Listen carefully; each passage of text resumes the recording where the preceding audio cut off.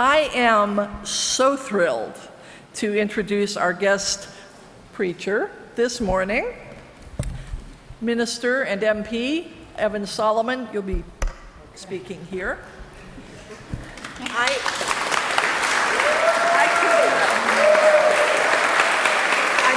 guessing from the applause you know who he is. I don't need to give you his biography. You know that once upon a time he was a commentator on CBC, CTV, giving insightful thoughts to us, and is now a member of Parliament and the Minister of Artificial Intelligence and Digital Innovation, which, might seem like an odd thing to have someone preach who does that. But you know what? You are going to be pleasantly surprised at the ways he makes this relevant to our lives. So I am excited. I can't wait to hear you, and I'm so glad you're here. Thank you so much.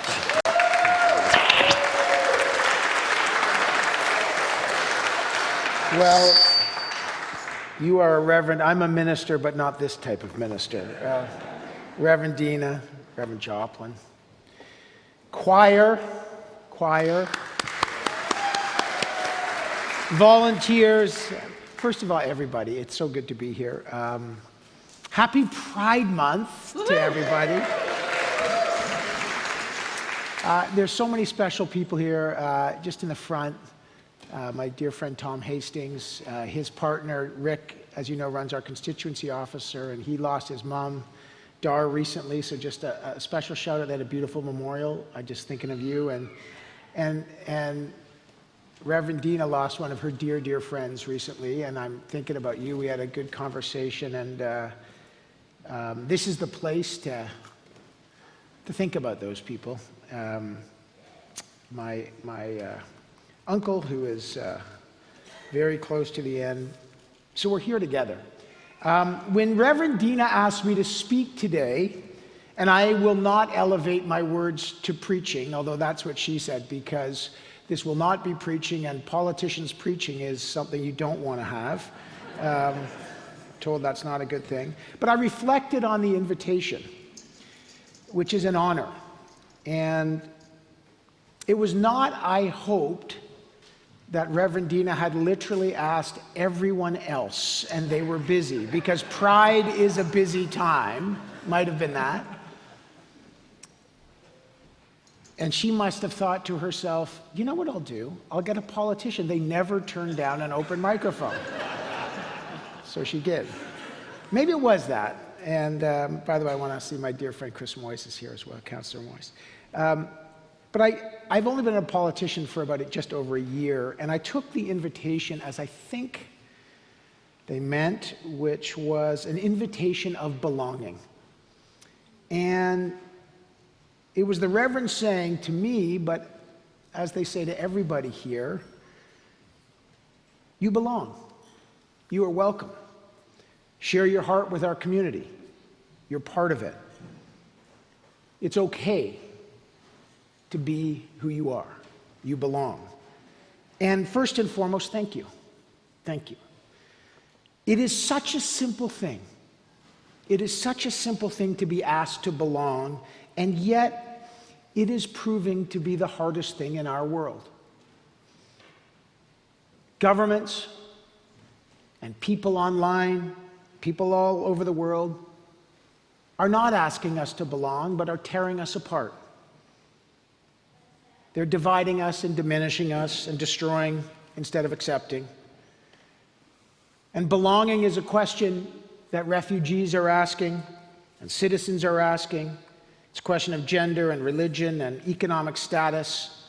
Who's let into our country and who is not? Who can have standing to speak and who cannot? Whose identity do we respect and who's not? Who feels lonely and cast aside and who not? Who feels misunderstood and diminished and oppressed and mocked? And who's celebrated and empowered? The invitation to belonging is at the very heart of what we think of as justice and of love, and it is a fight.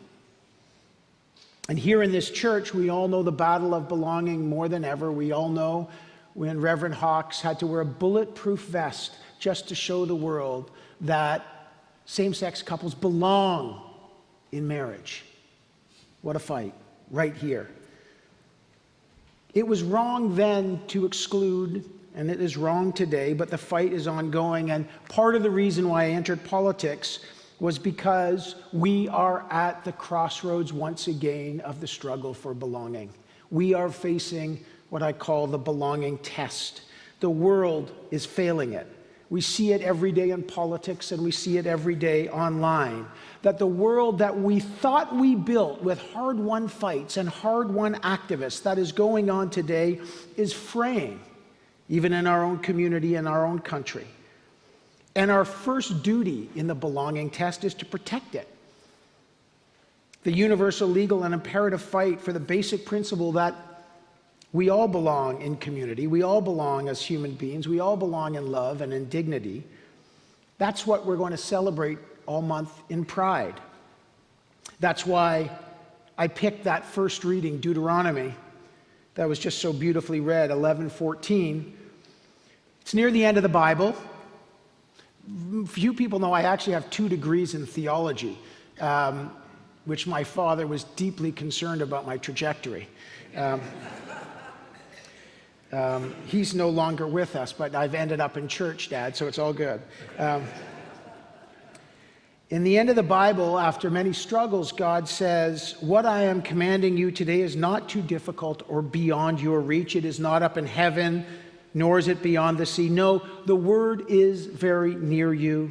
It is in your mouth, in your heart, so you may obey it." Now, this is a radical moment in the Bible. Why does God say it is in our mouth and our heart? Not just it is here. Why our mouth? It is, I think, the power, an affirmation of the power of the individual, that faith, belonging in the family of humanity, is about finding your own way, the individual's own way, by demanding it yourself, by speaking up to authority, by speaking on your own terms and not surrendering to others. The invitation to belonging in the Bible, demanding your place, comes from your own mouth demanding those questions. The most democratic of all rights, the right to speech, the right to ask why. Very famous account of a concentration camp, and a survivor said, "Why are you doing this?" And the guard says to the survivor, "Here is where you do not ask why." The taking away of the why is the taking away of our freedom. Why am I excluded? Why do these rules say that? Fundamentalists in religion focus on the letters of the Holy Book. There is no room for dissension or interpretation. Belonging is about you changing to fit into the rules. There's no accommodation because you don't ask why, you obey and follow.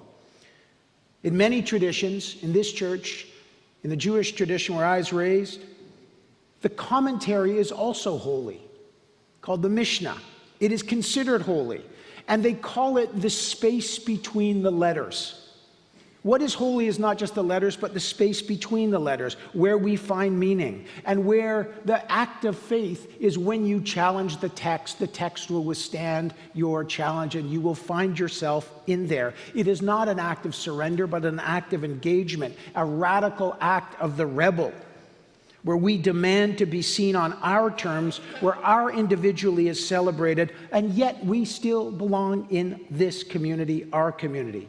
And we live today in the space between the letters. And this passage tells us God is saying you belong in the space between the letters, because not only is it in your private heart, but it is in your mouth to demand it. So here we are.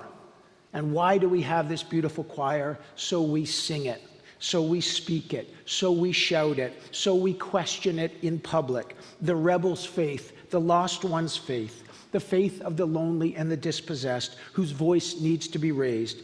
Because though it is belonging is in the secret heart of all of us, it is in the public and political discourse where our mouths must speak the truth. That is belonging to me.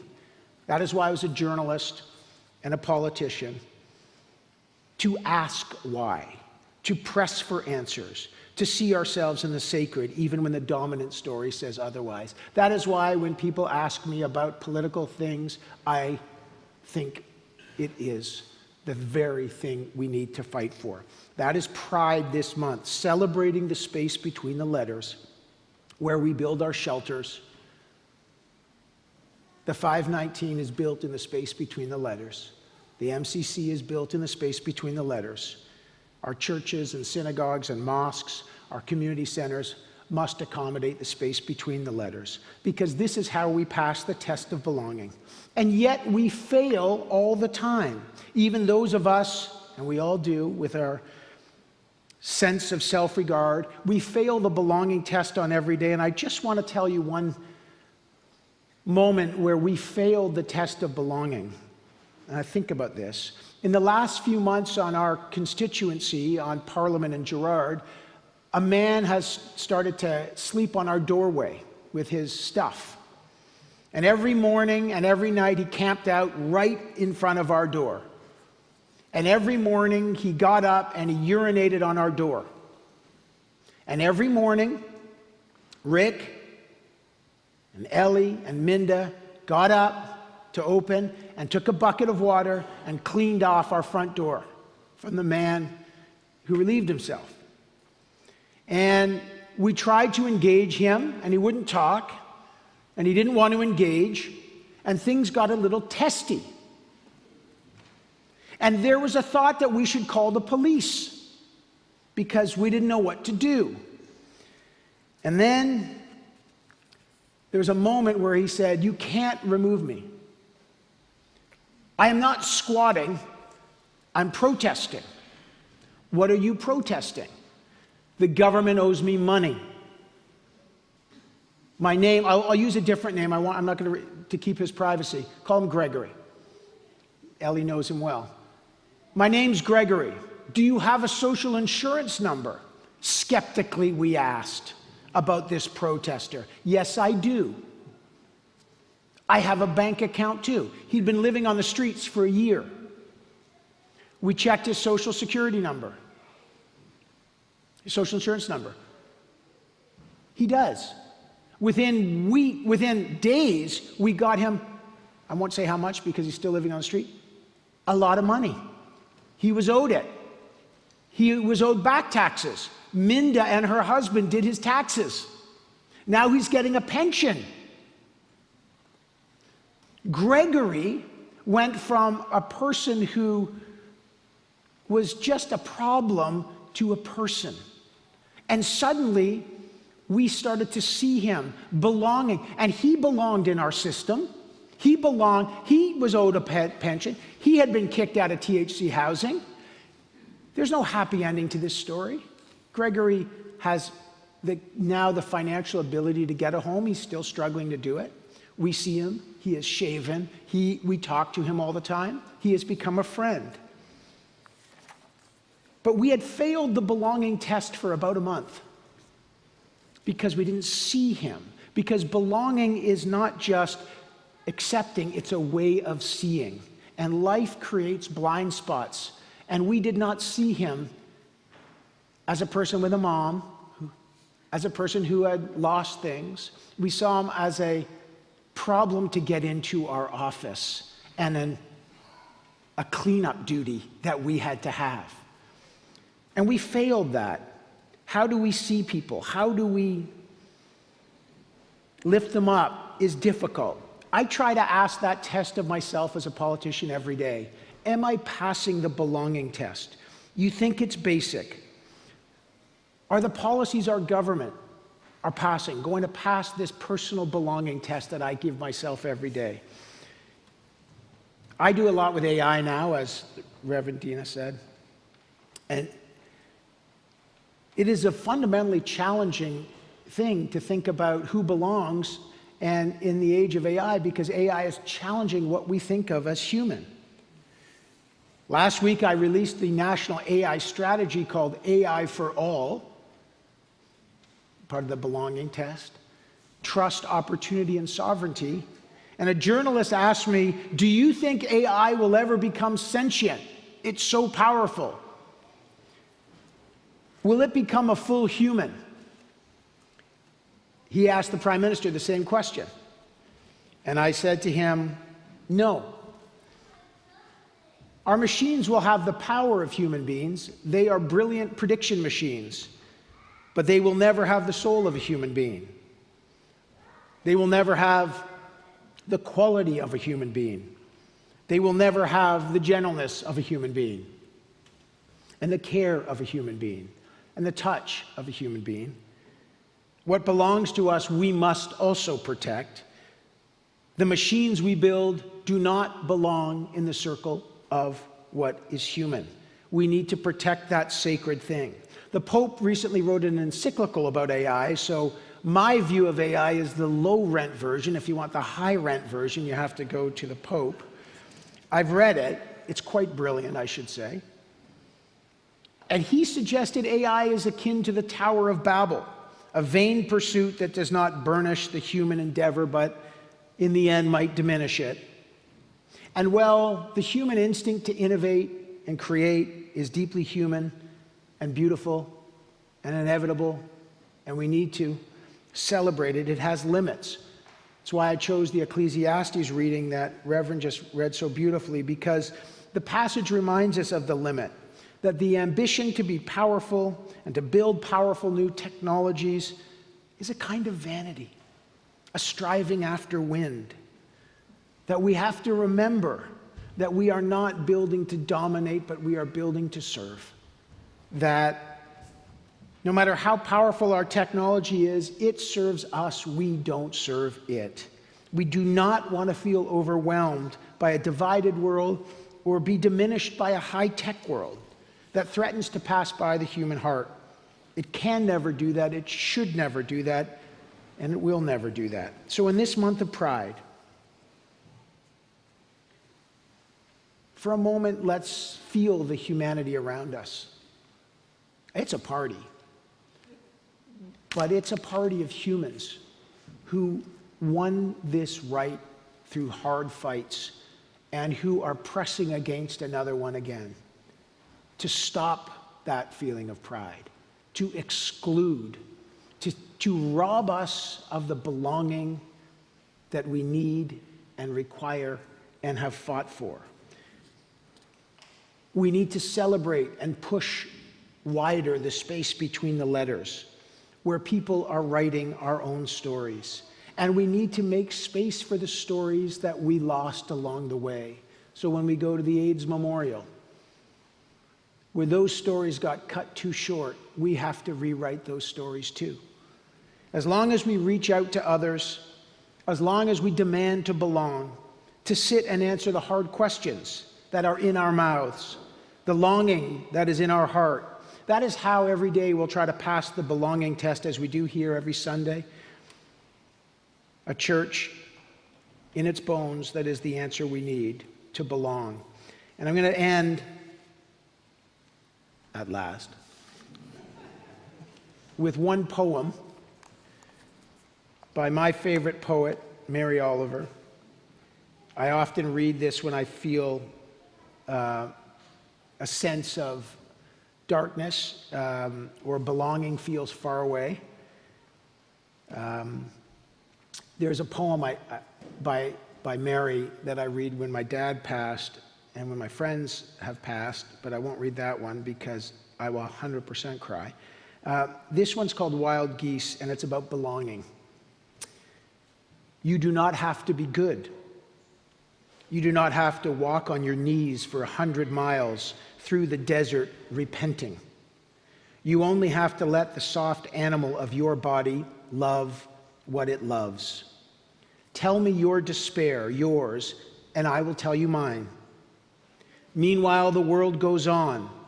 Meanwhile, the sun and the clear pebbles of the rain are moving across the landscapes, over the prairies and the deep trees, the mountains and the rivers.